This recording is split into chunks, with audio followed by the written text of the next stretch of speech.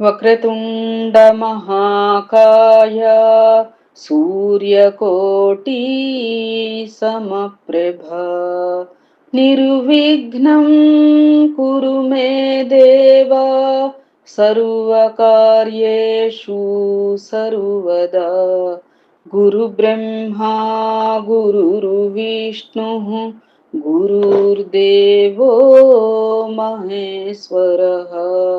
గురు సాక్షాత్ పరబ్రహ్మ తస్మై శ్రీ గురవే నమః. శరదా శరదాంభోజ వదనా వదనాంబుజే సర్వదా సర్వదాస్మాకం సన్నిధిః సన్నిధిం క్రియాత్. ఓం గం గణపతయే నమః. సద్గురవే నమః. శ్రీ మహాసరస్వత్యై నమః. ఓం ద్రాం దత్తాత్రేయాయ నమః. ఓం శ్రీ సాయిరాం సర్వలోకనాయక త్రిమూర్తి రూప స్వామి సమర్థ అనసూయ నందన శ్రీ అక్కల్కోట స్వామి సమర్థ లీలామృతం 45వ అధ్యాయ ప్రారంభం. విద్యాసాగర, భగవంతుని స్మరించే భాగ్యం అందరికీ లభించదు. అది లభించిన వారు భగవంతుని భక్తులై ఉత్తమ భాగవతులవుతారు. వారే మహాత్ములు. వారు ఈ ప్రపంచముతో సంబంధం కలిగించుకోరు. వారు ప్రపంచముతో సంబంధం ఉన్నట్లుగా కనిపిస్తారు. గృహాలను త్యాగం చేస్తారు. సాధువులతో కలిసి జీవిస్తారు. ఏ కార్యంలో లయమై ఉన్నా భగవంతుని నామాన్నే జపిస్తుంటారు. సర్వ వేళలలో లోకేశ్వరుని చరణాలనే సేవిస్తూ ఆయన దివ్య లీలలను విశేషాలను ఆకరుణిస్తూ గానం చేస్తూ కాలాన్ని వెళ్ళబుచ్చుతారు. వారే జనన మరణాలను జయించి సంసార సాగరాన్ని దాటుతారు. విద్యార్థి, మనం కూడా శ్రీ స్వామి సమర్థుల అనుగ్రహంతో భవసాగరాన్ని దాటుదాం అని చేతులు జోడించి ఇరువురు శ్రీ స్వామి సమర్థులను ప్రార్థించసాగారు. ఓం స్వామి సమర్థాయ నమః. హే పరబ్రహ్మస్వరూప, నీవు మహానుభావుడవు. నీ లీలలను తెలుసుకోవడం, నీ మాయను తరించడం మా వంటి వారికి సాధ్యం కాదు. తండ్రి దీనదయాళో, నీ అనుగ్రహం వలన మాకు అతి దుర్లభమైన నీ దర్శనం, నీ లీలలను చెప్పుకునే భాగ్యం కలిగినది. సాయిరాం. మేము ధన్యాతి ధన్యులమైనాము.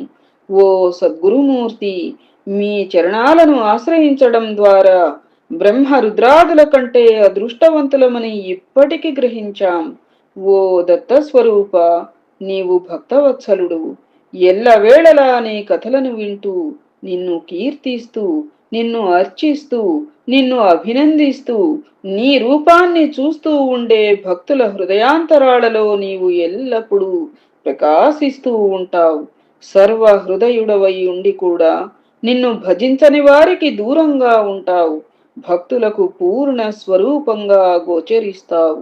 హే గురుమూర్తి, మమ్ములను అనుగ్రహించు అని ప్రార్థించి నిత్యానందుడు ఆ యోగుల కథలను చెప్పసాగినాడు. అంశం: శ్రీ స్వామి మయూరానంద సరస్వతి, ఘోరేశ్వరరావు మోరేశ్వరరావు. శ్రీ స్వామి మయూరానంద సరస్వతి మోరేశ్వరరావు జోషి, అది పూర్వనామంగా ఉంది. అది మోరేశ్వరరావు జోషి అనునతడు సోపార అనే గ్రామంలో ఉండేవాడు. అతను శాస్త్ర పురాణ అధ్యయనం చేసిన గొప్ప పండితుడు. సంగీతంలో కూడా అతనికి ప్రావీణ్యం గలదు. చాలా అద్భుతంగా కీర్తనలు సంకీర్తనము చేసేవాడు. చక్కటి ఉపన్యాసకుడు. చిన్నతనము నుండి జపతపాదులను అనుష్ఠానము చేయుచున్న ఉత్తమ బ్రాహ్మణుడు. శ్రీ స్వామి సమర్థ అక్కల్కోట మహారాజ్ వారిని గురించి, వారి లీలలను గురించి పూర్తిగా విని ఆయన దర్శనం చేసుకోవాలనే కోరికతో ఉన్నాడు. క్రమక్రమంగా అతని అనుష్ఠానంలో కూడా పూర్తిగా శ్రీ స్వామియే ప్రవేశించారు. ఒకసారి శ్రీ అక్కల్కోట శ్రీ స్వామి ఇతనిని అనుగ్రహించి స్వప్నములో దర్శనమిచ్చారు. ఆ దివ్య మంగళమైన తేజోమూర్తి దర్శనమైన క్షణం నుండి అతని మనస్సులో అక్కల్కోట వెళ్లి శ్రీ స్వామిని దర్శించవలననే కోరిక అధికమైనది. రెండవ రోజున ఎలాగైనా సరే శ్రీ స్వామిని దర్శించాలని, దర్శనమయ్యే వరకు భోజనం చేయనని తన భార్య గోపికాబాయితో చెప్పి అక్కల్కోటకు బయలుదేరినాడు. అది మండు వేసవి. భోజనం లేకుండా చాలా వ్యయ ప్రయాసల కోర్చి అక్కల్కోటకు చేరాడు. శ్రీ స్వామి ఆ సమయంలో దగ్గరలో ఉన్న ఒక కొండపైన తన శిష్యులతో భక్తులతో కూర్చుని ఉన్నారు. మఠంలో విచారించి శ్రీ స్వామివారు కొండపైన ఉన్నారని తెలిసి జోషి అక్కడకు బయలుదేరాడు. శ్రీ స్వామి జోషి రాకను గ్రహించి ప్రక్కన ఉన్న వారితో, ఇతనెంత వెరివాడు, మొన్నటి రాత్రి నేనతనికి దర్శనమిచ్చినా తృప్తి చెందక సోపారా నుండి ఆహార పానీయాలు లేకుండా నా దర్శనమునకు వచ్చుచున్నాడు, ఇంత దూరం రావడం ఎందుకు అన్నారు. అక్కడున్న వారికి శ్రీ స్వామి ఎవరి గురించి అలా అంటున్నారో అర్థం కావడం లేదు. ఈలోగా జోషి అమితమైన దాహం వేసిన శ్రీ స్వామి దర్శనం అయ్యే వరకు నీళ్లు కూడా త్రాగవద్దని నిర్ణయించుకొని అలాగే కొండపైకి రాసాగినాడు. అతనిని చూపి శ్రీ స్వామి, అదుగో ఆ పిచ్చివాడొస్తున్నాడు అన్నారు. కొద్దిసేపటికి జోషి శ్రీ స్వామి వద్దకు వచ్చాడు. తాను స్వప్నంలో దర్శించిన ఆ దివ్యమూర్తిని భౌతికంగా చూచి తృప్తి చెంది ఆనంద పారవస్యముతో శ్రీ స్వామికి పాదాభివందనం చేశాడు. ఓ జోషి, ఎంతటి పిచ్చివాడవయ్యా నీవు! ఇంత శ్రమ పడకుండా నేనే మొన్న నీ వద్దకు వచ్చి దర్శనమిచ్చాను కదా, స్వయంగా చూడాలని వచ్చావా? సరే, చాలా సంతోషం. ఇక వెంటనే ఇంటికి వెళ్ళు. నీవు తిరిగి వచ్చేంత వరకు అన్నపానీయాలు ముట్టకూడదని నీ భార్య కూడా పూజాగృహం ముందు కూర్చుని ఉంది. నీవు తక్షణమే తిరిగి వెళ్లకుంటే ఆమె పరిస్థితి చెడుతుంది అని శ్రీ స్వామి అన్నారు. ఇందాక బయలుదేరేటప్పుడు స్వామి దర్శనం అయ్యేదాకా అన్నపానీయాలు ముట్టనని చెప్పి బయలుదేరాడు కదా ఆవిడతో. ఇక ఆయన ఇంటికి వచ్చేదాకా ఆవిడ అన్నపానీయాలు ముట్టనని కూర్చుందేట. అది శ్రీ స్వామి కృపకు దర్శనానికి సంతోషించిన వెంటనే ఇంటికి వెళ్ళవలసి వచ్చినందుకు బాధపడి తాను తెచ్చిన వస్తువులతో శ్రీ స్వామికి పాదపూజ చేసి తీర్థమును పుచ్చుకుని శ్రీ స్వామిని సెలవు కోరాడు. శ్రీ స్వామి అనుమతినిచ్చి అతను వెనుకకు తిరగగా, ఒక క్షణం ఆగు అని 2 జతల పాదుకలు ప్రసాదించి వాటిలో ఒక జత ఇతడిది, రెండవ జత రాతిది. నీవు అదృష్టవంతుడవు. నీ కుటుంబం సౌఖ్యముతో ఉంటుంది. ఈ పాదుకలను జాగ్రత్తగా దాచుకో. ఇందులో రాతి పాదుకలను నీ సమాధి పైన ప్రతిష్ఠించవలను. శ్రద్ధగా హరినామ సంకీర్తనం గావించవలెను, అది ఆపకము. నీ వంశములో ఇది తరతరములుగా సాంప్రదాయముగా ఉండిపోవును.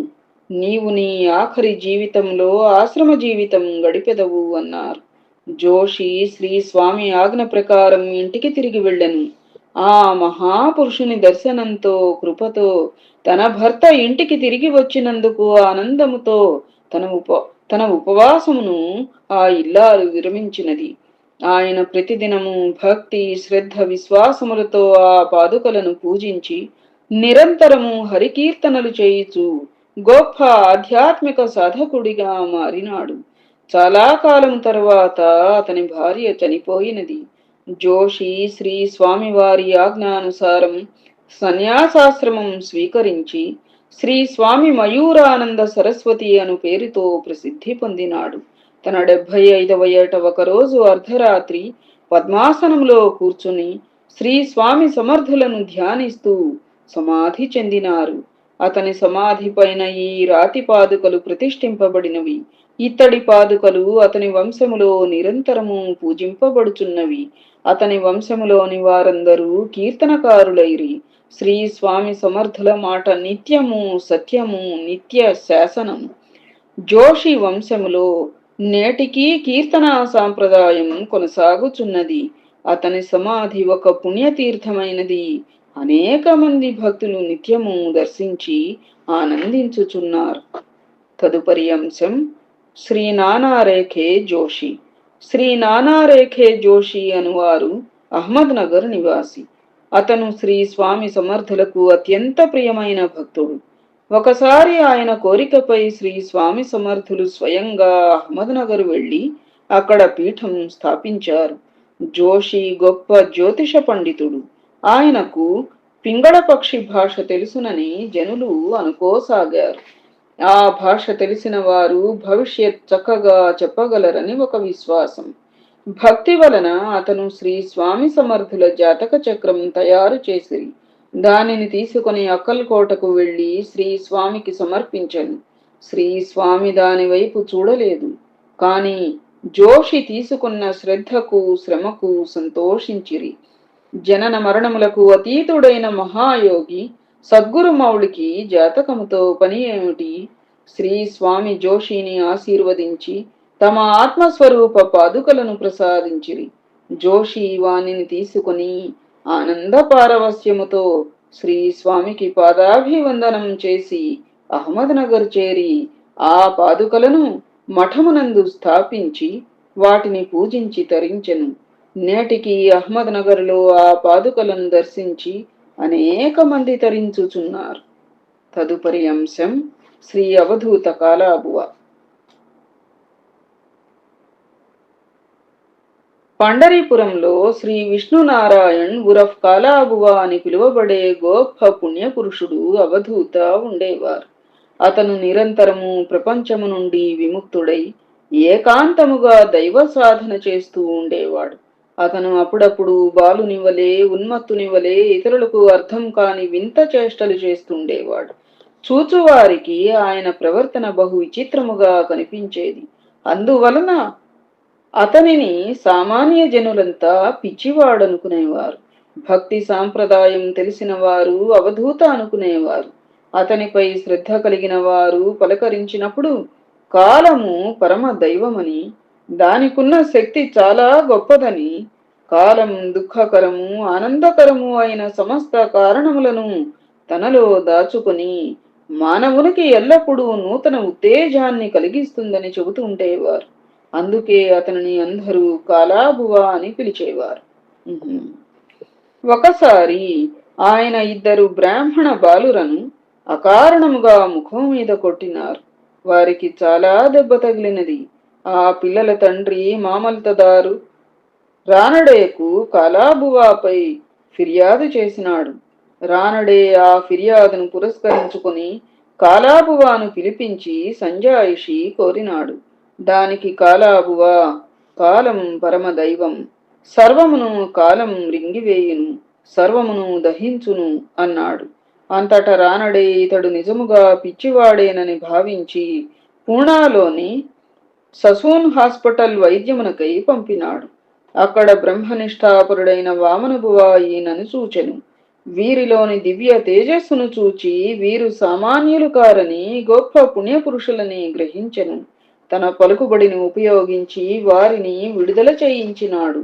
హాస్పిటల్ నుండి విడుదలైన వెంటనే శ్రీ వామనబువ కాలాబువాను, మహాత్మా, మీరు యోగ పురుషుని వలె ఉన్నారు. కానీ మీ చేష్టలు వింతగా ఉన్నవి. తాము ఏ సాంప్రదాయమునకు చెందినవారు అని వినయముగా అడిగిరి. అందుకు కాలాబువ చిరునవ్వు నవ్వి, నేను దత్త సాంప్రదాయకుడను, మీరు కూడా అదే సాంప్రదాయంలోని వారు కదా అనిరి. శ్రీ వామనబువ వారికి అన్నపానీయములను సమకూర్చి ప్రయాణమునకు ఏర్పాట్లు చేసి పండరీపురమునకు పంపిరి. అదే సమయంలో కాలాబువాపై పండరీపురంలో మామల్తదారునికి ఫిర్యాదు చేసిన బ్రాహ్మణుడు శ్రీ స్వామి సమర్థులను దర్శించుటకై అక్కల్కోటకు చేరినాడు. శ్రీ స్వామి సమర్థులను దర్శించి పాదాభివందనం చేయగనే శ్రీ స్వామివారు ఆ బ్రాహ్మణుని చూచి, ఎందుకయ్యా నీకు మా మీదింత కక్ష అన్నారు. అతనికి తాను కాలాబువాపై చేసిన నేరారోపణ గుర్తుకు వచ్చినది. దానినే శ్రీ స్వామి హెచ్చరించినారని గ్రహించి తన తప్పును తెలుసుకుని వారు వీరు ఒక్కరేనని తలచి, స్వామి, నా తప్పును క్షమించండి, మీకు ఇబ్బంది కలిగించాను అని ప్రార్థించినాడు. అతను శ్రీ స్వామి ఆశీస్సులను తీసుకుని పండరిపురమునకు వెళ్ళిపోయినాడు. కాలాబువా వంటి మహాత్ములు ఎవరికి ఏమి చేసినా వారి మేలు కోసమే. ఆ పిల్లలను కొట్టడం వలన గొప్ప ఆపద తొలగెను. తద్వారా కొట్టడం కూడా వారి మంచి కోసమే కాని వేరేమీ కాదు అని తెలిపెను. శ్రీ స్వామి సమర్థులను సేవించి వచ్చిన బ్రాహ్మణుడు శ్రీ కాలాబువాను గౌరవముగా చూచుచుండెను. విద్యాసాగర, శ్రీ స్వామి అనేక చిత్ర విచిత్రములైన అనుభవాలను కలిగిస్తూ ఉంటారు. రాబోవు అధ్యాయములలో మరికొందరు మహాత్ముల గురించి చెప్పుకుందాం. ప్రేమ స్వరూప స్వామి సమర్థ పూర్ణావతార సద్గురుమౌళి.